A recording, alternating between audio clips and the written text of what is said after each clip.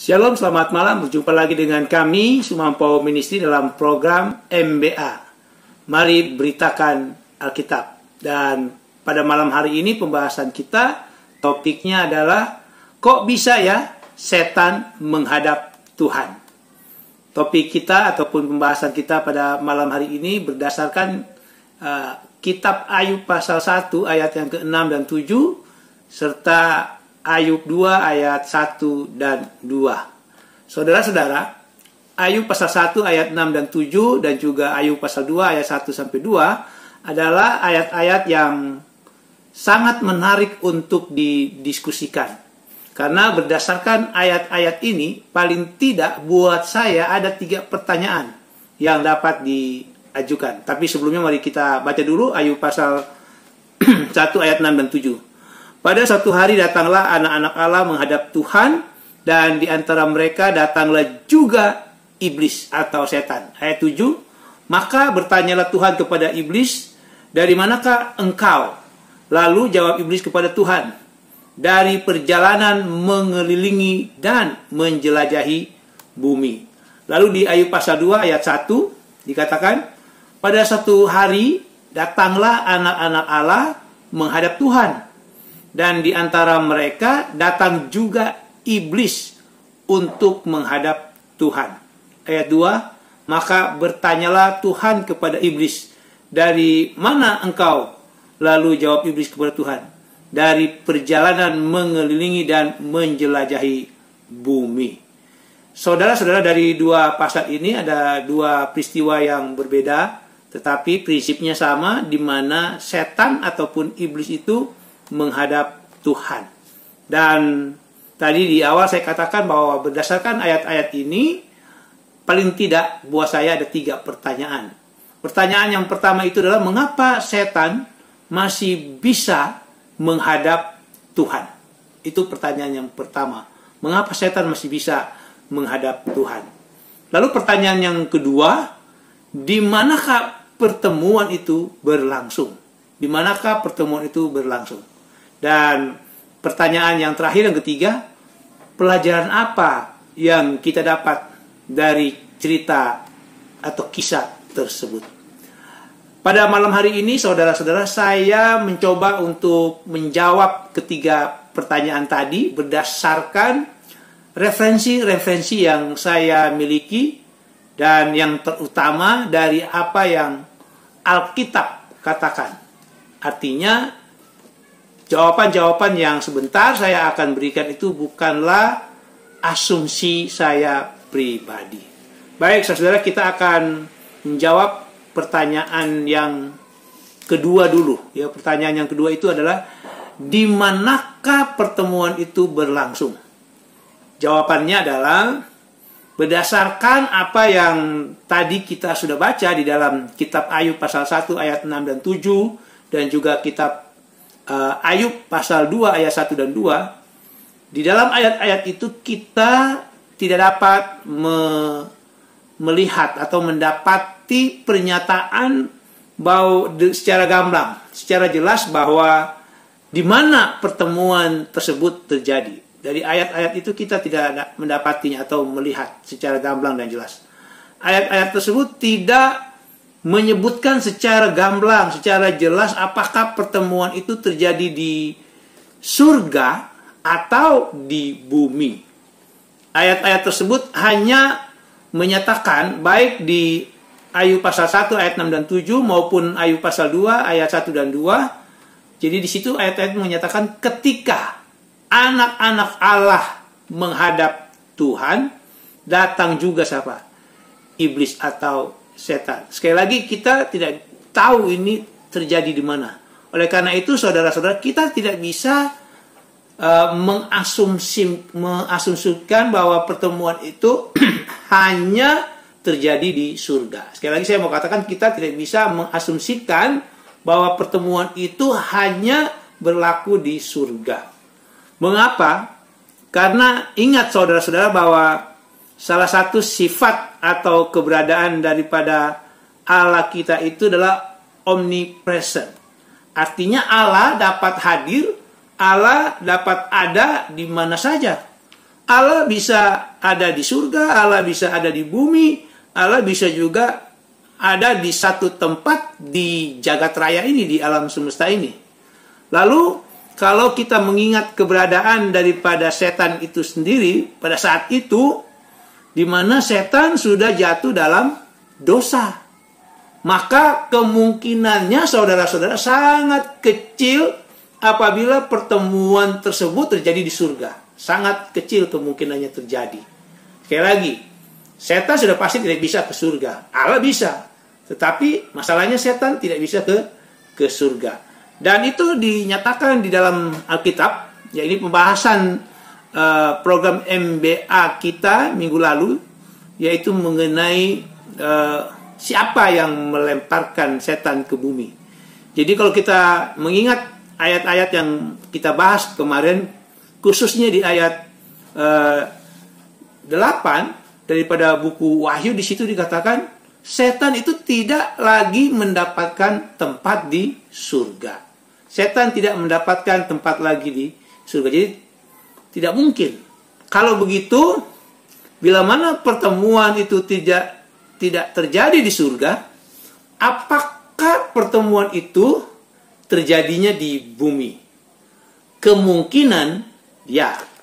Mengapa saya mengatakan kemungkinan? Garis bawahi ini kemungkinan. Karena terus terang saya teringat ayat di dalam Ulangan 29 ayatnya yang ke-29, di situ dikatakan hal-hal yang tersembunyi ialah bagi Tuhan. Tetapi hal-hal yang dinyatakan ialah bagi kita dan bagi anak-anak kita.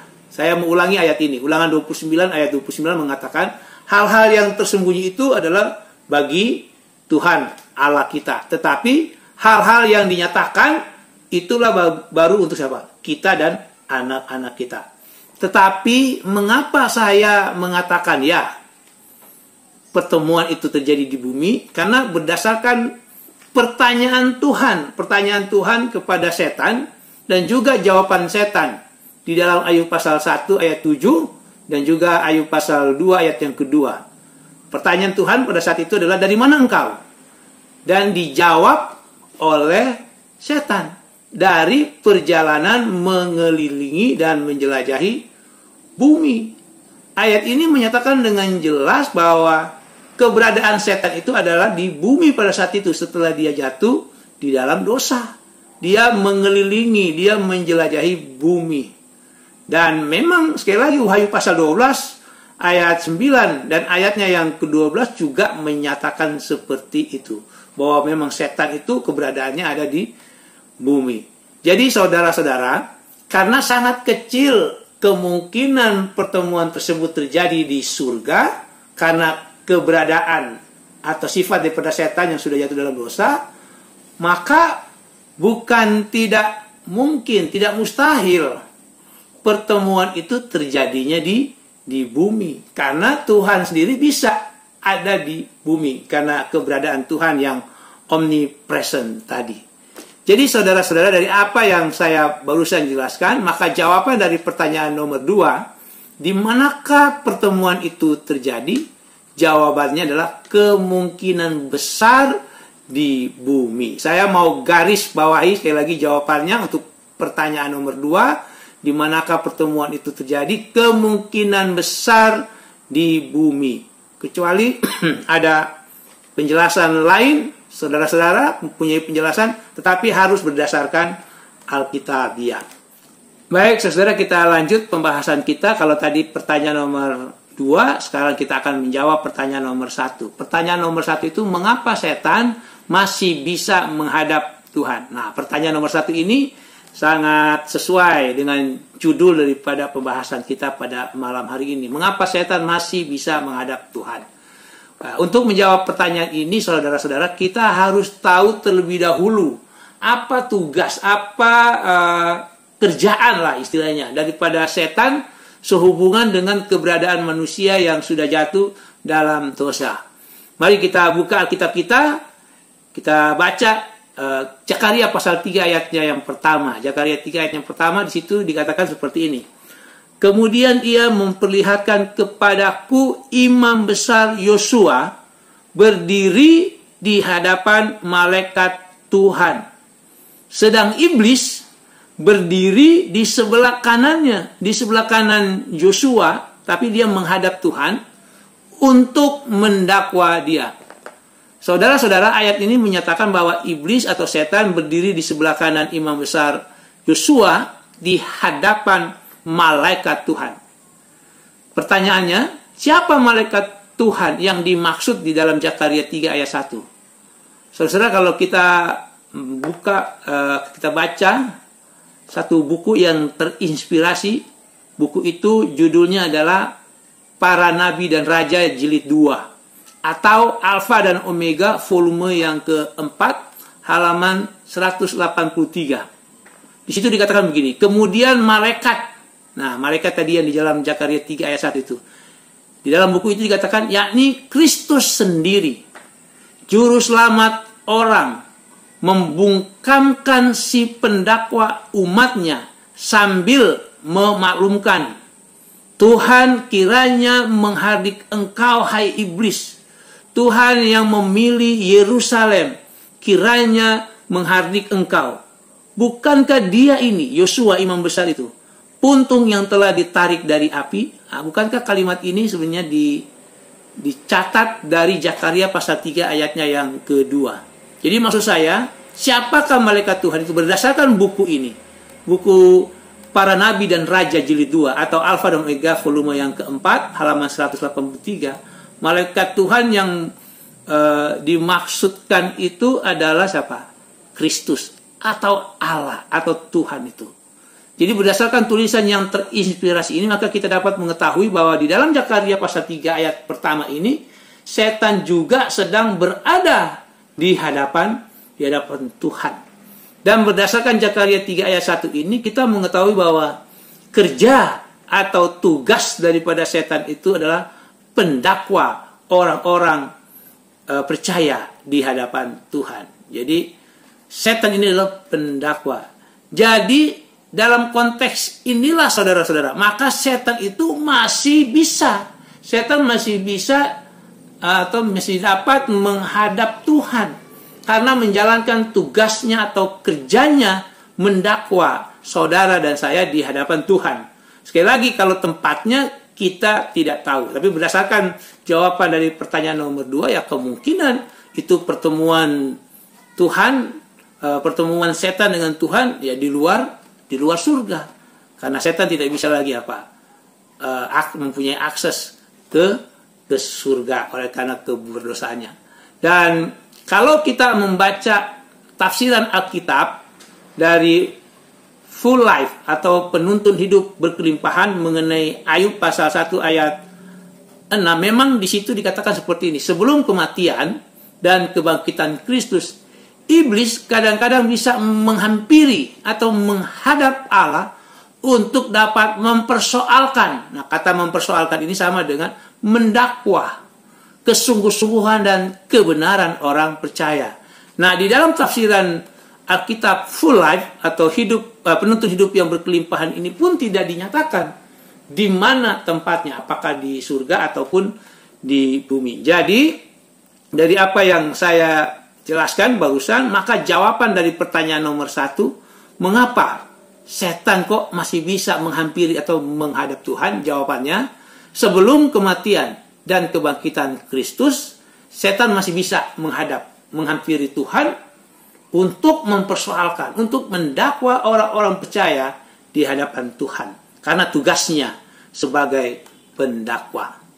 Baik, kita lanjut pembahasan atau pertanyaan yang terakhir, yang ketiga. Apa pelajaran yang kita dapat dari kisah atau cerita tersebut? Kembali kita akan membaca buku yang terinspirasi, tapi judulnya berbeda. Kalau tadi Para Nabi dan Raja Jilid 2, kalau kita sekarang akan membaca buku Kemenangan Akhir atau seri daripada Alfa dan Omega volume yang ke-8, halaman 545.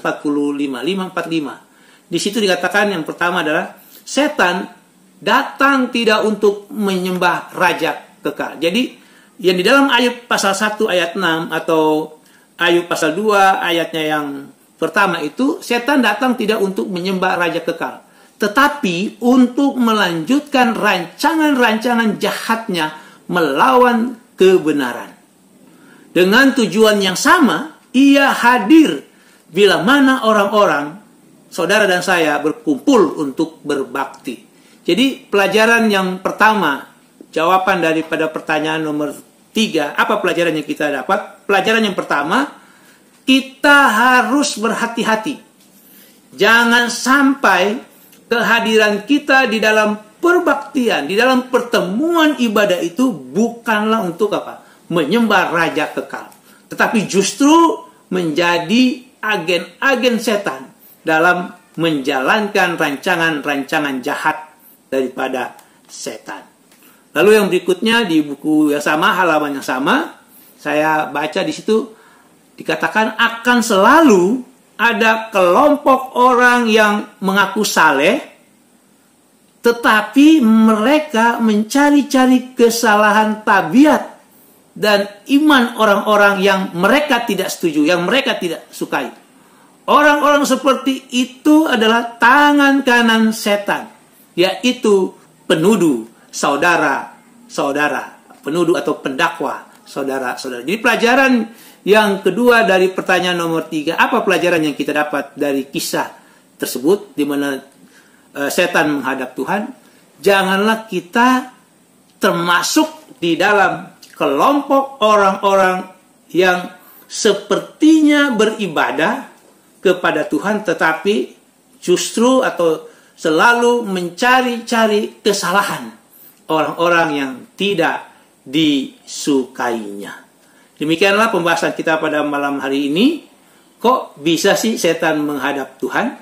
Kiranya boleh dapat bermanfaat bagi kita semua. Dan bila mana ada pertanyaan, saya persilakan. Terima kasih, Tuhan Yesus memberkati.